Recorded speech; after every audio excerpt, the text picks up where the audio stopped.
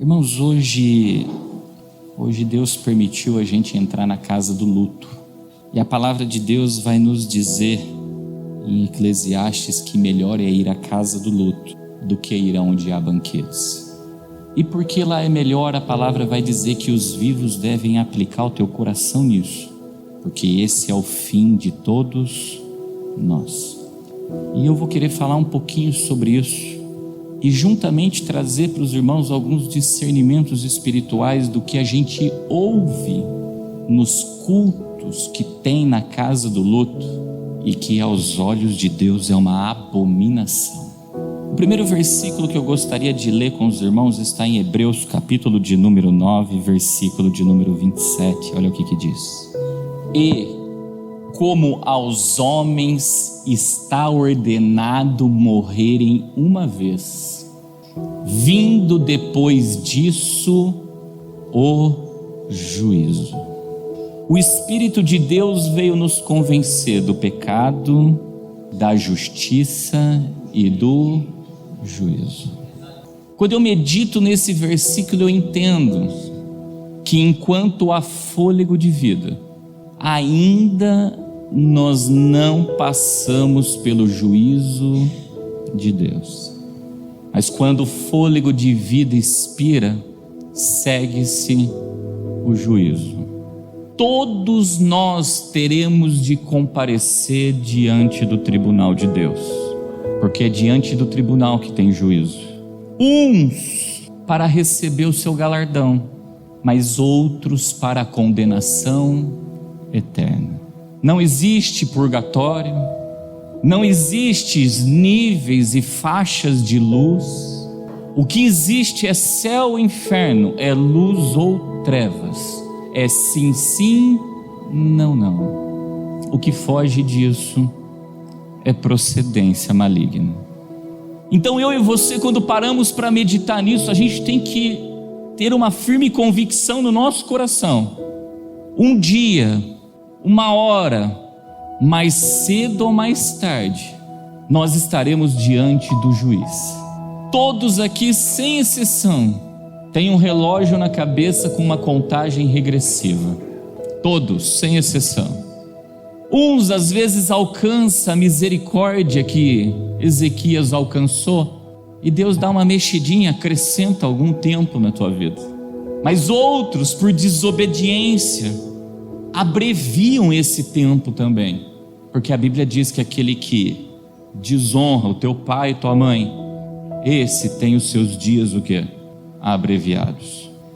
Então a primeira coisa que eu quero dizer para a igreja e trazer essa esperança para nós é: ainda dá tempo para nós nos comparecermos diante do juiz e podermos receber o galardão que ele tem reservado. Irmãos, olha o que está escrito em Romanos, capítulo de número 10, e aqui onde eu vou fundamentar praticamente toda a pregação. Do versículo de número 6 ao número 11 diz assim, se a gente vai comparecer diante do juízo, vai vir o juízo de Deus depois que a gente morrer. Diante do juízo de Deus, Deus vai fazer justiça. E olha o que diz: mas a justiça que é pela fé diz assim: não digas em teu coração, quem subirá ao céu, isto é, trazer do alto a Cristo, ou quem descerá ao abismo, isto é, a tornar a trazer dentre os mortos a Cristo. Quantas vezes no culto, lá na casa do luto, a gente ouve a seguinte mensagem: esse descansou, ou essa descansou e está no céu. A palavra de Deus condena, ela condena. Bem como também condena, irmãos, eu e você dizer que esse ou essa está onde? No inferno.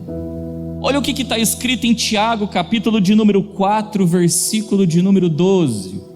Há só um legislador que pode salvar e destruir. Tu, porém, quem és que julgas ao trem? Ninguém nessa terra de viventes recebeu do Pai autoridade para dizer: esse subiu ao céu ou esse desceu ao ninguém nessa terra de viventes. Mas o único que recebeu essa autoridade para dizer se sobe ao céu ou se desce ao abismo foi o nosso Senhor Jesus Cristo. Olha o que está escrito em Apocalipse capítulo 3, versículo 3. Eu vou me pegar só numa parte onde ele diz assim, ó: e ao anjo da igreja que está em Filadélfia escreve: isso diz o que é santo, o que é verdadeiro, o que tem que chave, irmãos? A chave de Davi. Guarda isso no teu coração. Olha o que está escrito em Apocalipse capítulo de número 1, versículo de número 18: e o que vivo e fui morto, mas eis aqui estou vivo para todo sempre. Amém. E tenho as chaves da morte e do inferno. Guarda algo. O Senhor Jesus tem a chave de Davi. Jesus tem nas mãos a chave da morte e a chave do inferno. Logo quando a gente volta lá naquele texto de Romanos, irmãos, capítulo de número 10, olha o que vai dizer o versículo 6 e 7 então: quem subirá ao céu? Irmão, só entra no céu se aquele que tem a chave de Davi permitir entrar, abrir a porta. E só vai para o abismo aquele que tem a chave da morte e tem a chave do inferno, abrir a porta e falar: vai para lá. Então guarda algo: o diabo não tem autoridade nenhuma, ele não determina o fim de nada, de nada. Se uma alma foi condenada ao inferno, foi porque Deus fechou a porta do céu e abriu para ela o que? A porta do... Se aquela alma foi para o céu, foi porque Deus fechou a porta do inferno e abriu para ela a porta do céu. Hoje eu digo sem medo de errar, tanto a porta do céu como a porta do inferno está o tempo todo aberta. Só que a do céu é estreita e a do inferno ela é larga. Infelizmente, tem muitos entrando pelas portas do abismo, pela porta do inferno. Então quando você se deparar lá na casa do luto, e vocês sabem onde eu estou falando, e vir aquele sermão: ó, essa aqui ou esse aqui está descansando lá com Deus, não entra nessa não, irmãos, não entra nessa não, porque o único que pode determinar o nosso fim é o nosso Senhor. O quê? Por isso ele é a porta. Por isso está escrito que ninguém vai ao Pai senão pelo Filho. Por isso nós nos reunimos aqui, porque todo o poder nos céus e na terra e debaixo da terra, lá no abismo, foi dado ao nosso Senhor. O quê? Todo poder. E quando ele diz que ele tem a chave da morte nas mãos, irmãos, ele determina, seja nessa terra de viventes, ou seja no fechar dos olhos, porque a gente pode experimentar sim a segunda morte, quando vir o julgamento e a gente for o quê? Condenado. Ele tem a chave da morte, ele pode trazer vida onde não tem vida. Tudo está nas mãos e está no controle do nosso Senhor Jesus Cristo. Tudo. Por isso que, olha o que vai dizer o versículo 8. Então a gente não pode dizer quem subirá ao céu, ou quem descerá o quê? Ao abismo. Mas ele fala assim, ó: mas que diz? Aí ele fala: a palavra está junto de ti, na tua boca e no teu coração. Esta é a palavra da fé que pregamos. Irmãos, quem que é a própria palavra? Ele é o verbo. Então guarda algo: quando eu olho para uma pessoa que a palavra está junto de ti, está na tua boca e está no teu coração, eu estou vendo uma pessoa mergulhada de corpo, de alma e de espírito na palavra de Deus. E por que ele fala, mas diz desta maneira? Olha o que está escrito, irmãos, em João capítulo 12, versículo de número 47 ao 48. Olha o que Jesus disse em vida. Ele falou: e se alguém ouvir as minhas palavras e não crer, eu não o julgo. Sabe o que ele está dizendo? Eu não vou dizer que vai para o céu, também não vou dizer que vai para onde? Para o inferno. Em vida ele falou isso. Porque eu vim não para julgar o mundo, mas para salvar o quê? O mundo. Aí ele diz, olha lá: quem me rejeitar a mim e não receber as minhas palavras, já tem quem o julgue. A palavra que tenho pregado, essa o há de julgar no último dia. A palavra é isso que Deus está dizendo. Não diga esse foi para o céu, esse foi para o inferno. Não, prega a palavra de Deus. Se viveu, irmãos, lá no dia do julgamento, a própria palavra vai o quê? Julgar. Glórias a Deus. Quanta gente perde tempo. Esse foi para o céu. Aquele lá foi para onde? Perde tempo com isso não. Prega o que é a palavra. Se vai crer ou não vai crer, irmãos, saiba de uma coisa: depois que morre, segue o que? O juízo. E aí a palavra que ouviu e não creu, essa vai essa vai julgar. A medida da fé Deus dá a cada um como lhe convém. E a fé vem por ouvir, e ouvir pela palavra. Por isso que lá em Romanos ele começa dizendo, lá quando a gente está lendo lá no versículo 6, mas a justiça que é pela o quê? A cada um aqui Deus deu uma medida, tá? Cada um aqui, ó. E o que é a medida? Cada um recebeu uma porção da revelação da palavra de Deus. Se creram ou não creram, irmãos, isso vai ser entre o homem e quem? Mas saiba de algo: quando fechar os olhos, essa medida de fé que recebeu, Deus requererá de cada um de nós. Por isso, a quem mais foi dado, mais é cobrado. Pastor, então eu não vou aprender da palavra de Deus, não. O meu povo é destruído porque lhe faltou o quê? Não tem para onde correr, irmãos. Não tem para onde correr. Por isso que ele vai dizer lá de novo no versículo 8: a palavra tem que estar junto de ti, tem que estar na tua boca e tem que estar no teu o quê? Junto de ti, obedece no teu corpo. Na tua boca, irmãos, não é para falar blasfêmias.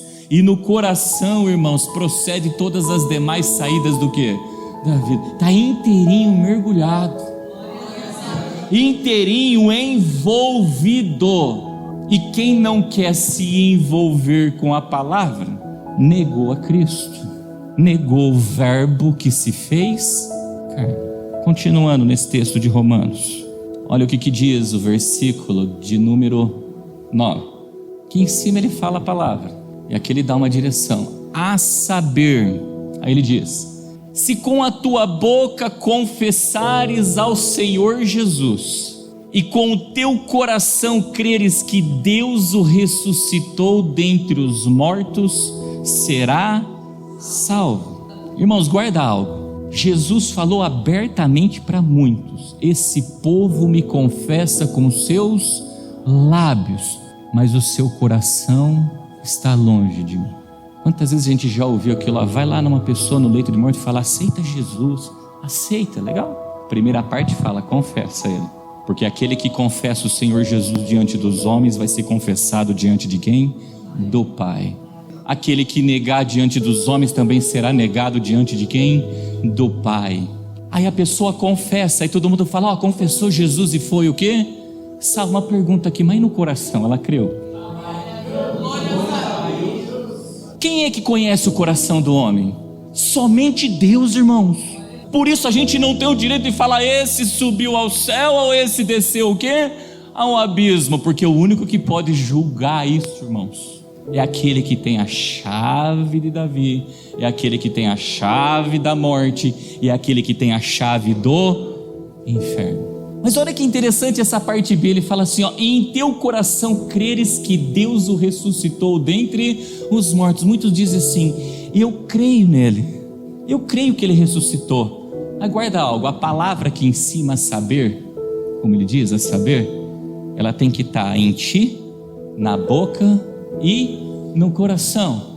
Então se ela está em ti, está na boca, está no coração, então eu e você também temos que cumprir o que está em Colossenses, capítulo de número 3, versículo de 1 ao 5.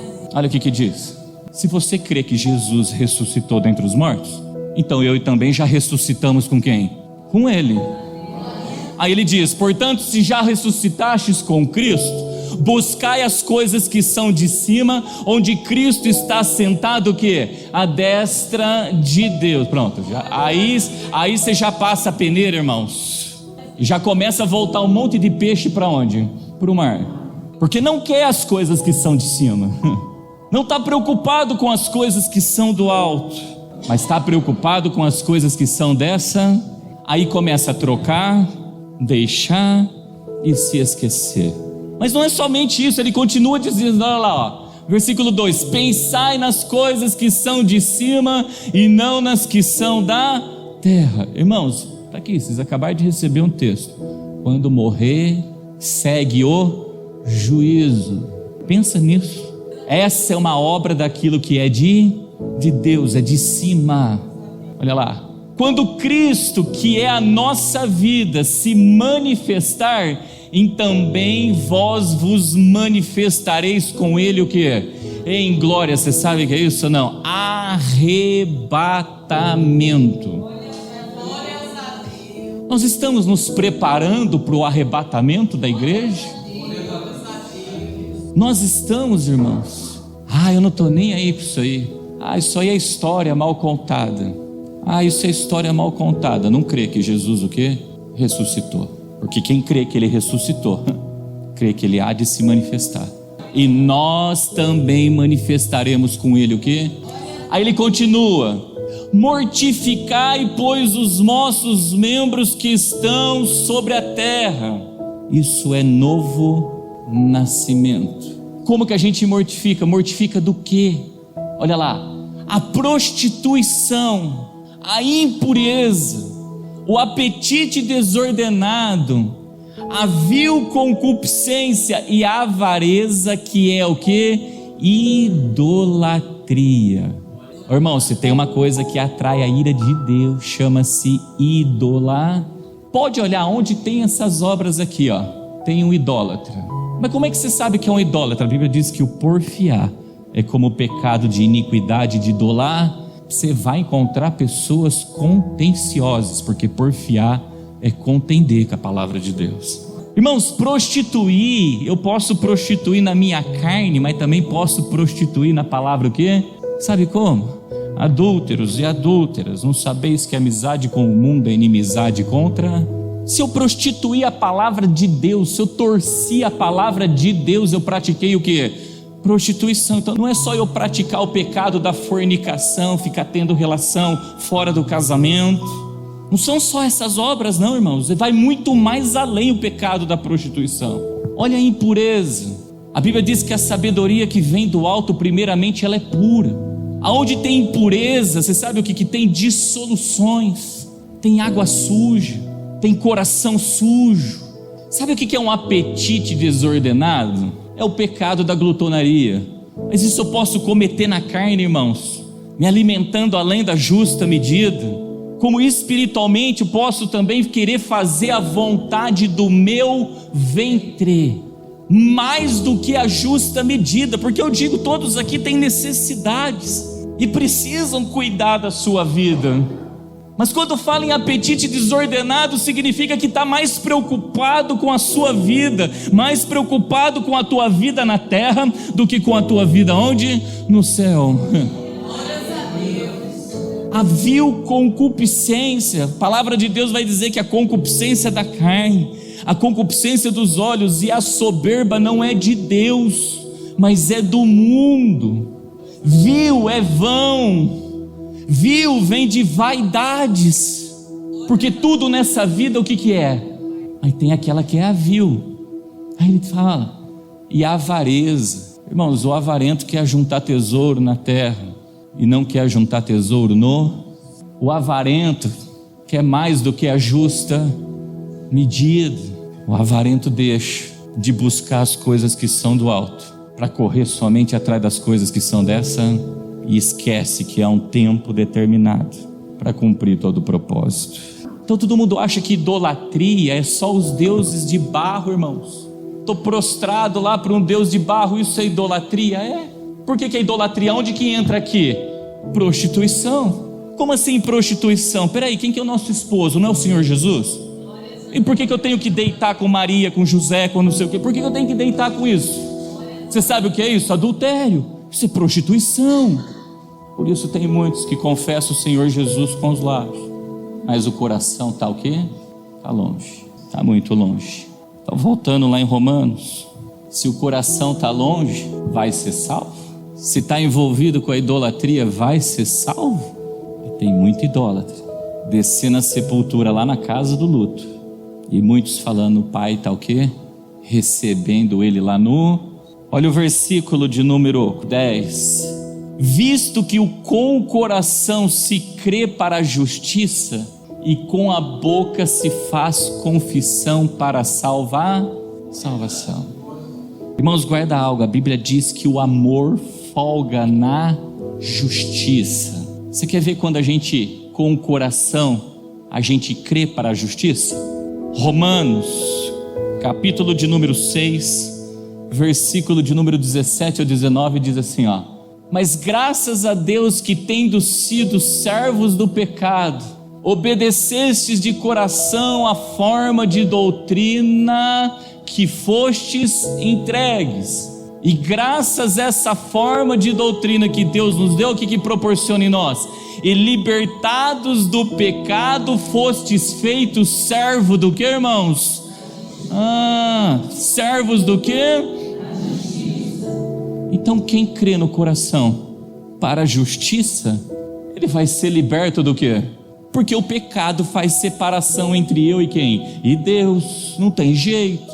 Então quem crê no coração vai se tornar servo da justiça. E quem é servo da justiça age assim, ó: falo como homem pela fraqueza da vossa carne. Irmãos, a carne é fraca, mas o espírito tem que estar o quê? Forte. Aí ele diz: pois que assim como apresentastes os vossos membros para servirem à imundícia, e a maldade para a maldade, assim apresentai agora os vossos membros para servirem à justiça para o quê? Santificação. Quando a gente serve, é servo da justiça, a gente trabalha na nossa vida para a gente o quê? Se santificar para Deus, porque sem santidade ninguém verá a Deus. Mas olha onde, irmãos, nos membros. É dedo, é mão, é braço, é olho, é tórax, é perna, é bumbum, é a genitária. É todos os membros do corpo, irmãos, tem que servirem o quê? A justiça para o quê? A santificação.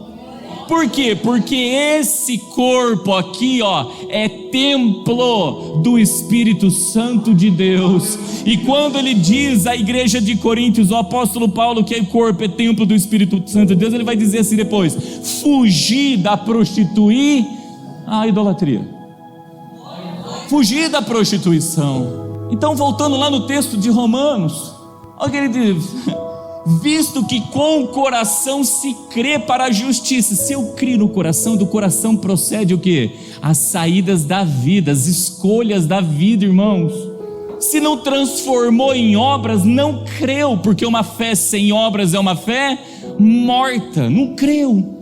Viu o Filho, mas não creu nele. Para a justiça. Por que para a justiça? Porque agora a gente é liberto do pecado e se tornou servo da justiça.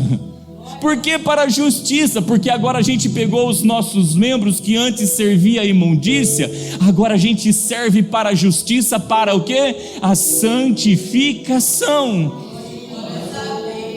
E com a boca se faz confissão para salvação. Sabe quando eu olho isso aqui, você sabe o que eu não vejo aqui? Um hipócrita, porque ele abre a boca, prega e vive também o que? A justiça. Para finalizar o último versículo que a gente está meditando, de Romanos.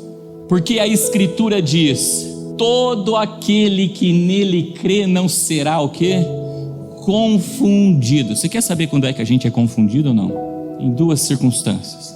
Isaías capítulo 30, versículo de número 1 ao 13, olha o que diz: ai dos filhos rebeldes, diz o Senhor, que tomam conselho, mas não de mim, e que se cobrem com uma cobertura, mas não do meu espírito, para acrescentarem pecado sobre ao membro da imundícia para imundícia. Ok, continua sendo servo do pecado e não é servo da justiça. E por que está assim? Porque está agindo como um filho rebelde. E por que está assim? Porque não está debaixo da cobertura do nosso Senhor, não está na sombra do Onipotente, não está no esconderijo do Altíssimo, está em outra cobertura, que não é o esconderijo do Altíssimo e não é a sombra do Onipotente. E por quê? Porque houve outro Espírito que não é o Espírito Santo de Deus. Aí ele continua dizendo, olha o que ele diz: ouviu o conselho errado, tomou direção errada, ele faz o quê? Descem ao Egito sem pedirem o meu conselho, para se fortificarem com a força de Faraó e para confiarem na sombra do Egito. Ou seja, ao invés de estar no esconderijo do Altíssimo e descansando na sombra do Onipotente, agora está no esconderijo de Faraó e descansando na sombra do Egito. Aí ele continua: porque a força de Faraó se tornará o quê? Em vergonha, e a confiança na sombra do Egito, em que, irmãos? Em confusão. Então, quando a gente não ouve o que o Espírito diz à igreja, irmãos, um dos lugares que a gente pode parar é lá onde? No Egito. Então olha o que vai sobrevir à vida daquele que cai em confusão. Olha aqui, ó. Pode se preparar, irmãos, o que tem de gente, e espero que nós não aconteça isso conosco, o dia que vinha a primeira morte, ou melhor, ao homem está ordenado morrer uma vez. Quantos, se Deus abrisse os nossos olhos, que quando morre e a alma deixa o corpo, ficam confundidos e envergonhados. Mas Senhor, em teu nome eu expulsei demônios, Senhor, em teu nome eu curei enfermos, fiz maravilhas, profetizei. Eu não quero chegar naquele dia e ter a triste notícia que eu nunca tive no esconderijo do Altíssimo e nunca tive descansando na sombra do Onipotente, mas tive o tempo todo no esconderijo de Faraó e descansando na sombra do Egito. Por isso que ele disse lá em Romanos 10, volta lá, irmã, porque a Escritura diz que todo aquele que nele crer não será o quê? Quem crê, crê para a justiça. Quem crê, como está no versículo anterior, o 9, aqui, crê que Deus o ressuscitou o Senhor Jesus dentre. Só que não são só quem está lá no Egito, não, irmãos, se deleitando na sombra do Egito, fazendo a vontade do mundo, que vai ficar confundido, envergonhado, tá? Olha o que está escrito em Daniel, capítulo de número 9, versículo de 8 ao 10. Isso aqui é uma oração de Daniel, tá? E olha o que ele diz: ó Senhor, a nós pertence o quê? A confusão de rosto aos nossos reis, aos nossos príncipes, aos nossos pais, porque pecamos contra ti. Ele continua: ao Senhor nosso Deus pertencem a misericórdia e o perdão, pois nos rebelamos contra ele e não obedecemos à voz do Senhor nosso Deus para andar nas suas leis que nos deu por intermédio de seus servos os profetas. Você sabe para quem é confusão também? Para quem está lá na Babi? A grande meretriz, olha a prostituir. Sendo bem claro, irmãos, o fato de eu estar dentro da igreja não significa que essa igreja é a igreja de quem? De Cristo. Ou é a igreja de Cristo ou é uma Babi. Porque na Babilônia, vai falar lá em Apocalipse, ali é covil de todo espírito imundo. Então um dos maiores sinais é quando Jesus entra dentro do templo e vira as mesas do comércio, expulsa os cambistas. Ele fala: fizeram da minha casa, que é casa de oração, como um covil de... Muitos naquele dia lá da Babilônia também ficarão o quê? Envergonhados e confundidos. Daniel declarou isso. O profeta Esdras também declarou isso, irmãos, quando voltava da Babilônia para Jerusalém para poder edificar o culto a Deus. Que eu e você, quando fecharmos os nossos olhos, não sejamos envergonhados e confundidos. Para quem não é envergonhado e não é confundido, será um tempo na nossa vida que a gente nunca imaginou. Tomaremos posse de coisas, irmãos, e de bênçãos que a gente não tem noção, não temos noção. Eu queria levar todos hoje, era isso, para dentro da casa do luto. Nos preparemos, irmãos, seja para fechar os olhos, seja para o arrebatamento da igreja de Cristo. E hoje nós recebemos pouco da direção de Deus para minha e para a sua vida, no nome de Jesus. Amém?